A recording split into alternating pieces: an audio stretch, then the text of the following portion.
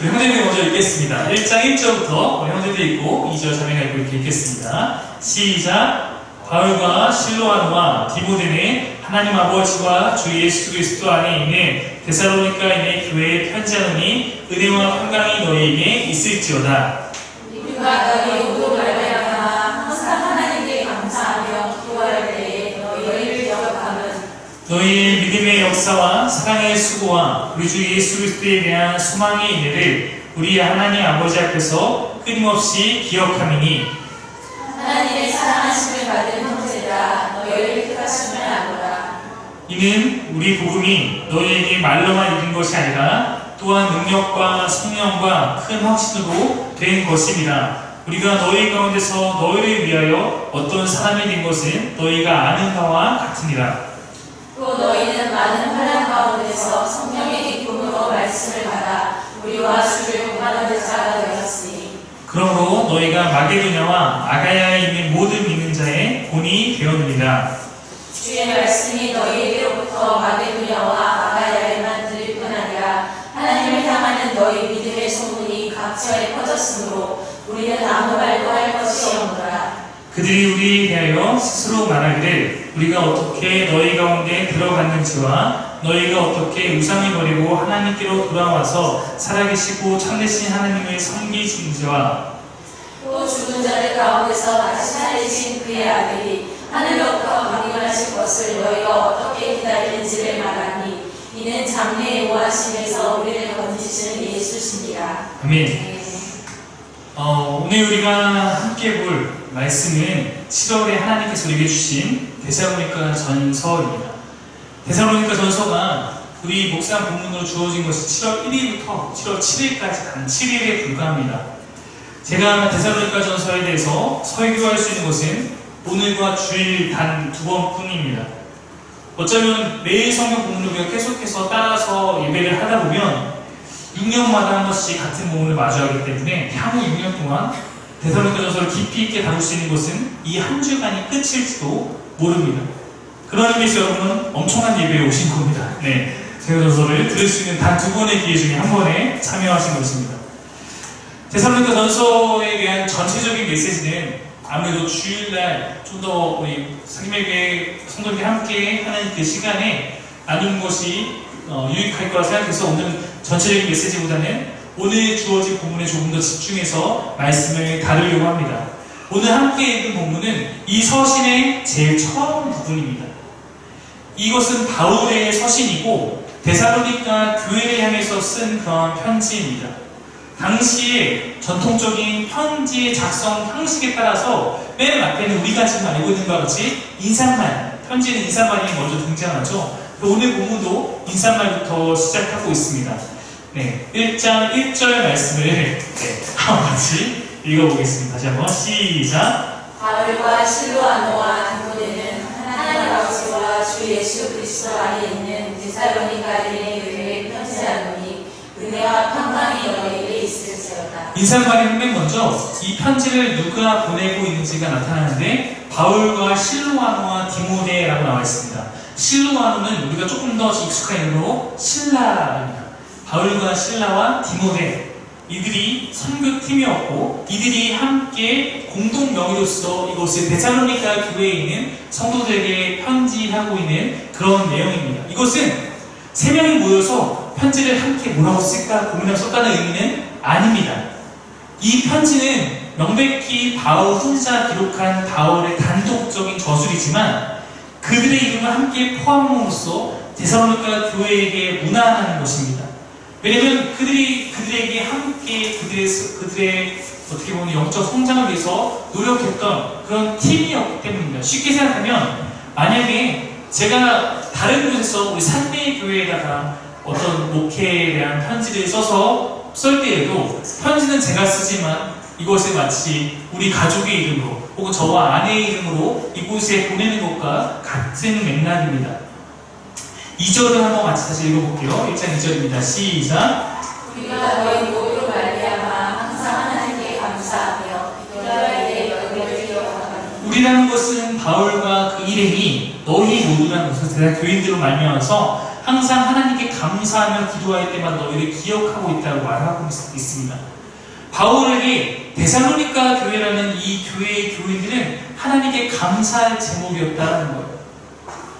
바울은 자신의 서신을 시작할 때 어디에 보내는 서신문이든 간에 감사합니다, 당신들에게 감사합니다 이런 표현을 사실 많이 쓰고 있습니다. 근데 어떤 곳에는 진짜 인사말처럼 짧게 그 얘기하고 막 혼내기 시작하는데 데살로니가 서만큼은 그 감사의 내용이 무엇인지, 내가 너희의 어떤 것을 보면서 감사하고 있는지 매우 구체적으로 다루고 있습니다. 그것이 우리가 오늘 함께 보는 3절부터 10절의 내용이에요.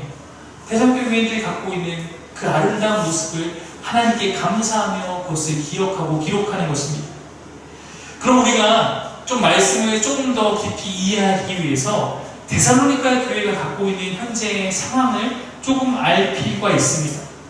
사도행전의 내용을 우리가 배경 삼아서 이해해보면 바울은 데살로니가라는 도시에서 머물러 당시에 자비량으로 선교를 했습니다. 아시다시피 바울은 천막 짓는 일을 함으로써 그걸 위해서 자신이 살아갈 것들을 충당하기도 했습니다. 또한 빌립보 교회의 성도들이 바울에게 어떤 재정 지원을 하는 일도 병행되고 있었습니다. 바울 또한 그 재정 지원과 함께 스스로 일하면서 몇 달 동안 그곳에서 사역한 것으로 그렇게 나타나고 있습니다. 근데 바울이 어떠한 이유로 갑작스럽게 데살로니가 교회를 떠나게 됩니다. 그리고 나서 아테네를 거쳐서 고린도라는 곳에 정착하게 됐고, 고린도에서는 2년 동안의 시간을 머물면서 그때 자기가 머물다 떠나왔던 데살로니가를 기억하면서 그들에게 편지를 쓰게 된 것입니다. 이것이 오늘 그 편지라는 거예요. 데살로니가의 교회를 세우고 몇 달 만에 바울이 떠나갔습니다. 그곳에서 교회가 세워진 지 얼마 되지 않은 시점에 그들은 환난을 맞이하게 됩니다. 그런데 그곳에 바울은 함께할 수 없는 상황입니다.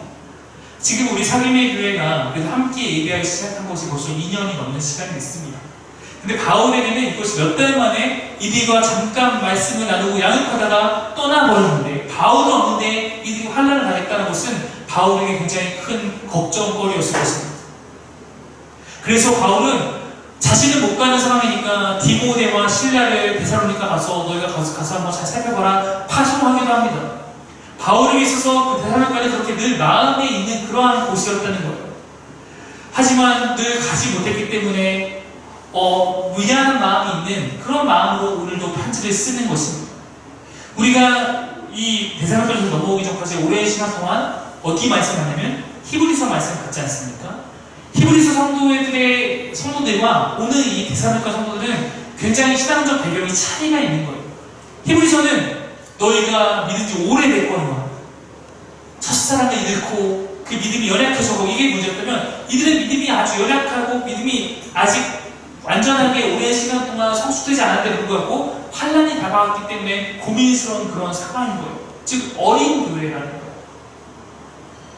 데살로니가의 서의 전체에 보면 이 교회에 대한 칭찬이 굉장히 많이 나오는데, 학자들 중에는 그것을 액면 그대로 다 받아들이면 안 된다라고 말하기도 합니다. 왜냐하면 아직 어린 교회가 잘하고 있는 부분에 대해 칭찬하는 것이기 때문에 무언가 빌립보 교회에 대해 주는 칭찬과 데살로니가 교회에 주는 칭찬을 같은 가치로 읽기에는 약간의 기대치가 달랐다라고 보기도 합니다. 그러나 데살로니가 교회가 짧은 신앙의 연수도 불구하고 아름다운 모습을 보였던 교회인 것은 틀림이 없습니다. 그들에 대한 감사의 구체적 내용을 살펴보면 3절부터 한번 보겠습니다. 3절 한번 읽겠습니다. 시작. 너희의 믿음의 역사와 사랑의 수고와 우리 주 예수 그리스도에 대한 소망의 인내를 우리 하나님 아버지 앞에서 끊임없이 기억하느니. 여기 보면 우리에게 매우 익숙한 3중의 은혜에 대해서 나와 있습니다. 믿음, 소망, 사랑이 그것입니다. 오늘 말씀 제목이기도 하죠. 바울은 데살로니가 교회의 성도들이 그들에게 고난과 환난이 있지만 하나님을 향한 마음으로 이렇게 사랑하는 것에 대해서 감사의 표현을 하고 있습니다. 여기 등장하는 믿음과 소망과 사랑은 바울의 서신 가운데 여러 번 등장하는 표현인데, 그리고 제일 잘 알고 있는 고린도서 13장에도 나타나고 갈라디아서에도 나타나고 로마서와 골로새서에도 등장하는 표현입니다. 믿음과 소망과 사랑, 그냥 이것은 너에게 믿음, 소망, 사랑이 있어서 감사하다가 아니고 그 하나하나가 매우 구체적인 의미를 담고 있습니다. 첫 번째, 믿음에 대해서. 여기서 믿음은 뭐라고 나오냐면 믿음의 뭐라고 나오죠? 믿음의 역사. 믿음의 역사. 여기서 믿음의 역사라고 하면은 여러분 확 와닿지 않으실 거예요. 근데 이게 오히려 직역하면 어떻게 되면 너희 믿음의 행위, your work of faith, 너희 믿음의 행위. 정확한 의미가 그거예요. 너희 믿음의 행위가 감사하다. 근데 우리가 아시다시피 믿음과 행위가 같이 묶여서 쓰이는 것이 뭔가 신학적으로 걸려서 있고 오해를 불러일으키기 때문인지 한국 성경에는 믿음의 역사라는 말로 번역을 했습니다. 근데 세번역 성경에는 믿음의 행위라고 정확히 번역되어 있습니다. 개역과정의 번역이 오히려 의미를 조금 모호하게 하는 경향이 있는 표현입니다. 우리가 당연히 행위 구원으로 가지 않으려고 조심하는 부분은 좋으나 자칫 말씀의 원문이 의미하는 바와 멀어질 수도 있는 그런 부분임을 고려해야 할 것 같습니다. 데살로니가 교회에게는 믿음의 행위가 있었다라는 것. 데살로니가 교회들은 자신들이 배운 그 말씀대로 그 교리대로 그만큼 살아내는 그 행위, 그 삶이 그들 가운데 있었다는 것입니다. 8절에도 다시 한번 이 부분이 부각되거든요. 8절 말씀 한번 보겠습니다.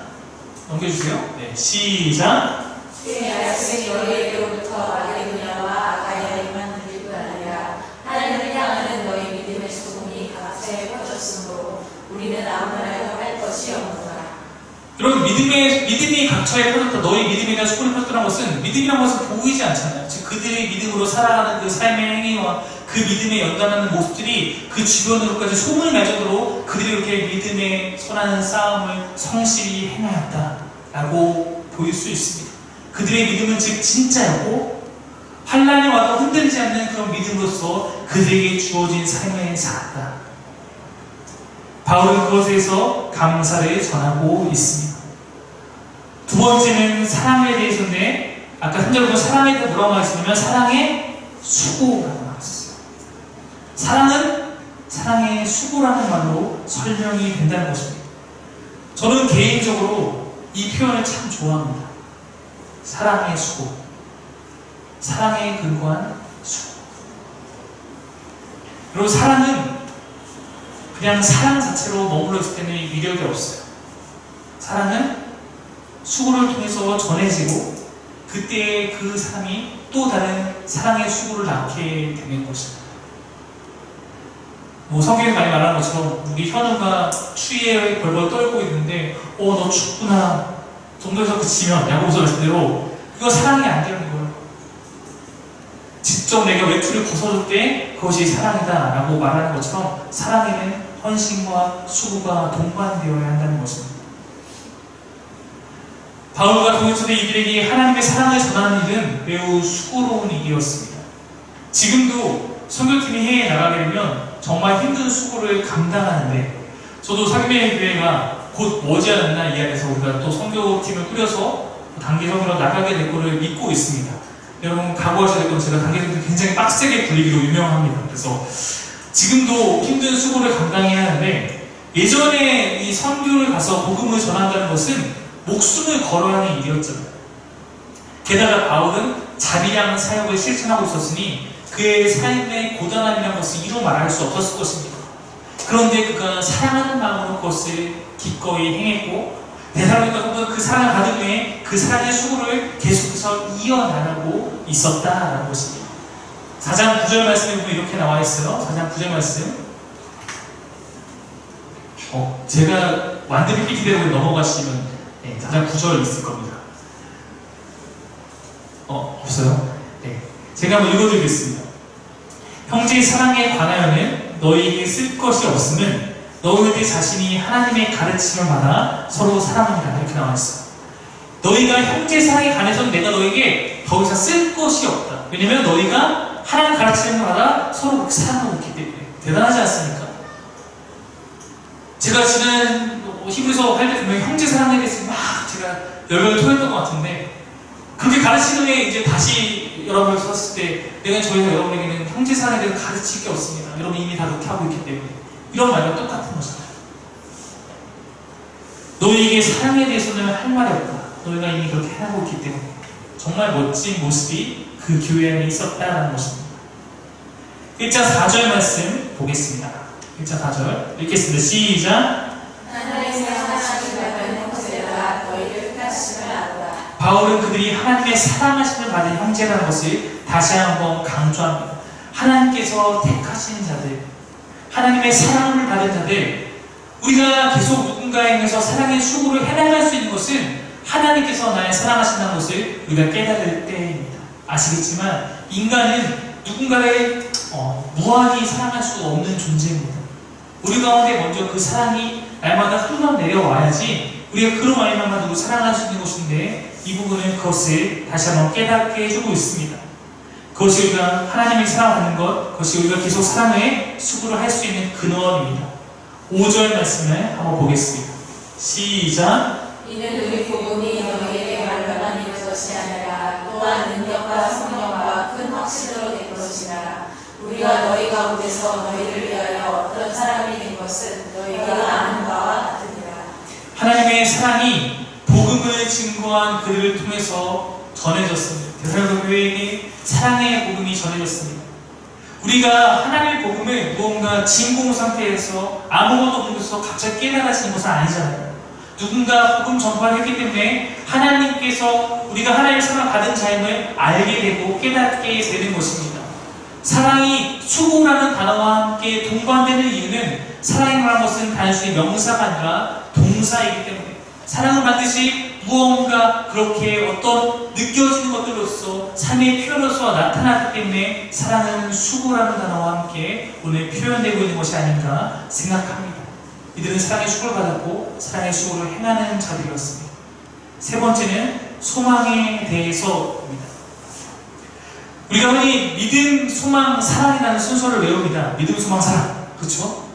왜냐면 고린도전서 13장은 그렇게 순서를 정해서 가르치기 때문에, 거기서는 뭘 강조하고 싶기 때문에 그러냐면 사랑을 강조하고 싶기 때문에 믿음, 소망, 사랑을 순서로 했습니다.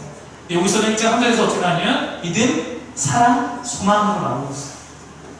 무엇을 강조하고 있다는 것이죠? 소망. 데살로니가 교회인이 처한 상황을 보면 이해가 됩니다. 이들이 환난 가운데 있었고, 이들에게, 이 어린 교회에게 가장 필요한 것은 뭐냐면 소망이었어요. 소망은 어떤 단어와 함께 묶여서 표현되고 있었냐면 소망의 인내입니다. 소망의 인내. 믿음의 역사, 사랑의 수고, 소망의 인내입니다. 인내. 우리가 요즘 많이 들었던 말씀이죠.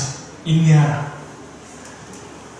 믿음의 경주는 완주가 승리다. 제가 지난 시간에 말했던 것 같습니다. 완주를 위해서 가장 필요한 것은 인내입니다. 우리에게 주어진 삶이 믿음의 관점을 보자면 영적인 삶의 여정이고 때로는 영적 전쟁인데, 이 전쟁의 승패는 여러분이 열심히 싸워서 내가 적을 때려 부실 거야, 이길 거야 하는 것이 아닙니다. 승패는 우리가 결정한 것이 아닙니다. 이미 이 전쟁은 주님께서 승리하신 것입니다. 다만 우리에게 남겨져 있는 건 뭐냐면, 남겨져 있는 그 시간에 우리가 해야 될 각자의 싸움을 주님의 편에서 치러내며 승리의 그날을 기다리며 인내하는 것입니다. 그것을 기다리지 못해서 적에게 투항하면 지는 것이고, 만약에 기다리는 것이 성공하면 승리는 곧 우리의 것입니다. 이미 주께서 이기신 그 전쟁을 우리는 인내하며 우리도 함께 그날을 이겨나가고 있는 것입니다. 인내는 그런 의미에서 굉장히 중요한 것입니다. 그러므로 우리는 승리의 소망을 가진 사람이며, 그것을 우리가 정말로 최후에 얻기 위해서 우리는 소망의 인내를 해야 하는 것입니다. 데살로니가 성도들도 마찬가지였어요. 그들에게 닥친 환난이 때로는 그들의 이 믿음의 싸움을 위협할 때도 있지만 그들 또한 흔들리지 않고 참아내야 했던 것입니다. 여러분, 소망 중에 인내하시길 원합니다. 승리는 우리의 것입니다. 이것은 변하지 않습니다. 승리가 우리 오지 않는 이유는 내가 인내하지 않고 내가 주님의 편에서 벗어날 때만 우리의 것이 아니지, 내가 주 안에서 끝까지 인내하면 그 승리는 우리의 것입니다. 포기하지 않기를 원합니다. 6절, 7절 말씀을 함께 보겠습니다. 6절, 7절 같이 한번 읽겠습니다. 시작. 또 또 너희는 많은 혼란 가운데서 성령의 기쁨으로 말씀을 받아 우리와 주를 본받는 자가 되었으니 그러므로 너희가 마게도냐와 아가야에 있는 모든 믿는 자의 본이 되었느니라. 6절부터 보면 많은 환난 가운데서 라고 표현하고 있습니다. 데살로니가 교회가 처한 이 도시의 상황은 여기는 매우 거센 그리스도인들을 적대시하는 그런 핍박이 있었음을 사도행전이 증언하고 있어요. 어떤 내용이 설명이 나타나면 17장의 내용이랑 이 부분이 겹치는 건데, 그 데살로니가 교회 사람들을 모아서 복음을 전하는 바울을 잡으려 합니다. 그러니까 바울이 근데 이미 떠났기 때문에 못 잡으니까 그 데살로니가 교회의 장소로 사용됐던 곳이 야손의 집이었는데, 야손과 형제들이 막 끌고 가요. 그리고 바울이 데살로니가를 벗어나서 베레아로 떠나갔다는 얘기가 들으니까 베레아까지 와서 그곳에 있는 그리스도가 핍박할 정도로 데살로니가 교회에서 믿는 사람들에 대한 핍박은 굉장히 거센 것이었습니다. 많은 환난 가운데서 너희가 있지만, 그런데 그 핍박과 환난 가운데서 성령이 함께 하심을 기억하라. 여러분, 저는 이 말씀을 여러분께 꼭 드리고 싶습니다. 우리 가운데 성령이 임하면 내게 있는 환난이 사라지는 것이 아닙니다. 오히려 성령이 임한 곳에 환난이 있고 환난이 있는 곳에 성령이 임하시는 것입니다. 우리 가운데 있는 그 환경과 나를 핍박하는 것들은 성령이 나와 함께 하셔도 때로는 그 핍박은 나를 향해 여전히 있을 수 있겠지만, 오히려 그 핍박이 있을 때 성령이 나를 더욱더 강력하게 붙들어주시는 것이고 그 가운데 내가 인내함으로써 승리하게 만드는 것입니다.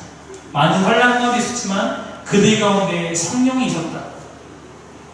데살로니가 교회의 이러한 믿음과 사랑과 소망의 모습은 주변에 굉장히 큰 도전을 주었어요. 이들 가운데 믿은 지 얼마 안 되는 성도들이 있는데 이들이 정말로 큰 환난 가운데서도 믿음의 싸움을 굳건히 해나가고 있다. 이것이 주변에 전달돼서 빛과 같이 그런 영향을 갖고 있었습니다. 주님께서 너희는 세상의 소금이고 너희는 세상의 빛이다. 주의 말씀같이 그들의 그런 모습은 주변에 널리 퍼져가고 있는 믿음의 본이 되었습니다. 그리고 참된 신앙은 그러한 힘을 갖습니다. 환난 가운데도 성령과 더불어 환난이 있지만 그 안에서 성령과 더불어 살기 때문에 역설적으로 환난이 있으나 평안하고 환난이 있으나 기쁨으로 살아가는 그런 우리의 모습을 주변에서 보고 놀라는 것입니다. 그 역설적 은혜를 경험하며 살아가는 사람의 모습을 보면서 놀라고 도전을 받고 힘을 얻게 되는 것입니다. 그것이 데살로니가 교회가 갖고 있던 힘이었어요. 8절, 9절, 10절 부분 한번 보겠습니다.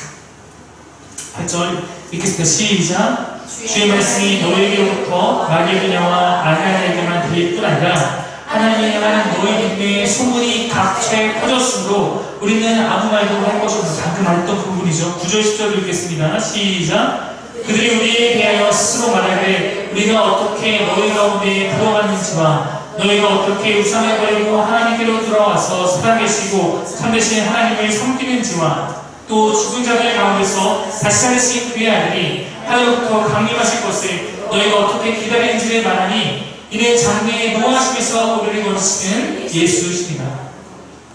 마게도냐에 있는 사람들은, 마게도냐는 여러분 이렇게 생각하시면 마게도냐는 곳은 경기도에 있는 사람들, 경기도에 있는 사람이 데살로니가라는 시에 있는 데살로니가 교회에 모였어요. 즉 양주에 있는 사귐의 교회라는 곳에 있는 성도들의 모습을 보고 듣고 전해 들으면서 이와 같이 말했다는 거예요. 데살로니가 교인들이 바울의 선교팀이 전한 복음을 듣고 반응했다는 것에 대해 말하기도 하고, 그들이 우상을 버리고 하나님께 돌아와서 참된 하나님을 섬기게 된 것에 대해 말하기도 하고, 부활하시고 승천하신 예수님이 다시 오심을 기다리는 것과 또한 그 예수께서 심판 가운데 그들을 구원하시게 될 것, 이런 모든 것들에 대해서 그들의 모습을 보면서 이들이 말하기 시작했다. 이러한 복음의 역사와 변화와 고백들이 데살로니가 교회를 통해서 주변으로 퍼져나갔고, 마게도니아와 아가야라는 그 넓은 지역에 있는 사람들에게 충격과 도전을 주게 되었다. 이것이 난 너무나 감사하다라고 바울이 고백하고 있는 거예요. 너희의 그 모습이 난 너무나 감사하다.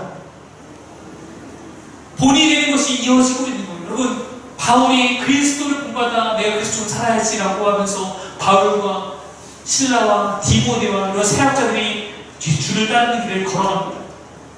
그들 중에서 데살로니가 교인들이 복음을 받았어요. 그들 또한 그 길을 따라갑니다. 그들 중에서 마게도니아에 있는 모든 사람들이 그것에 도전을 받고 그들의 본을 따르고자 하는 마음이 생겼다. 여러분, 교회는 세상에 복음을 전하는 통로입니다. 믿음의 행위와 사랑의 수고와 소망의 인내. 우리가 이러한 성경의 가르침을 따르며 살아가면 그것은 같이 이 믿음에 나아가는 자들에게는 선한 도전을 줄 것이고, 믿지 않는 자들에게는 우리의 그런 역설적 삶이 충격이 될 것입니다. 교회 다니는 사람들 신기해. 왜 이 사람들은 나보다 나은 것도 없는 것 같은데 왜 이렇게 행복해? 야, 너의 삶을 보니까 좀 뭔가 있긴 있는 것 같다. 이런 그리스도 안에 있는 비밀이 우리 교회에 안팎에서 주님을 드러내고 주님을 높이는 찬미의 제사가 되어서 나타나기를 간절히 소망합니다. 말씀을 마치겠습니다. 바울은 고린도라는 지역에 머물면서 데살로니가 교회를 기억하며 그들에게 편지를 썼다라고 말씀드렸습니다. 그 당시 바울이 머물렀던 고린도 교회는 학벌적으로나 재정적으로나 더 넉넉하고 큰 교회였습니다. 반면에 데살로니가 교회는 교회 자체는 어리고 작은 교회였습니다. 그러나 고린도 교회보다 데살로니가 교회는 훨씬 더 선한 영향을 끼친 교회가 되었습니다. 데살로니가 교회가 마케도니아 지역의 말씀 전파의 중심지가 되었습니다.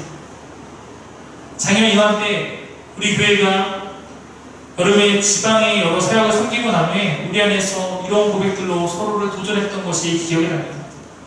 작지만 하나님의 큰 일을 하는 교회. 이것을 갖고 우리가 작지만 하나님의 큰 일을 하는 교회가 되자 서로를 격려하고 그렇게 도전했었습니다. 우리 교회의 목표가 있다면 크고 잘난 여러 교회들을 따라가는 것이 아니라 데살로니가 교회 같이 칭찬과 기쁨이 있는 교회가 되는 것입니다. 여러분 가운데 믿음의 행위가 있고 우리 안에 사랑의 수고가 있고 소망의 인내가 있어서 그것을 이뤄나갈 수 있기를 소망합니다. 어쩌면 오늘도 우리의 연약한 본성과 나의 연약한 모습은 이 말씀의 삶으로 살아내기 한없이 부족하고 작지만 내 안에서 이 모든 것을 해나가시는 분이 성령님을 의지하며 우리가 함께 기르고 그분께 매달리기를 소망합니다. 내가 할 수 없지만 내가 그것을 바라보고 있습니다. 내가 할 수 없지만 내가 이 믿음의 이 말씀대로 살아가는 것을 꿈꾸고 있으므로 우리가 그를 위해서 기도하는 것입니다.